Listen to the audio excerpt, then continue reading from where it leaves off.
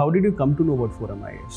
So I had my batchmates and seniors who were already selected and who suggested that Forum IAS is the MGP test series. I did not enroll in prelims test series, but for the mains test series, they specifically told that it is better than the other available test series in the market, and I joined that, and it was true. I found that to be true. Coming to the prelims examination, what were the basic books that you referred? So it is a general book list that is available all over the internet. For polity, I relied on the Lakshmikant. For mains, the Spectrum, the modern history Spectrum, and then ancient and medieval. For that, I relied on the Tamil Nadu history books.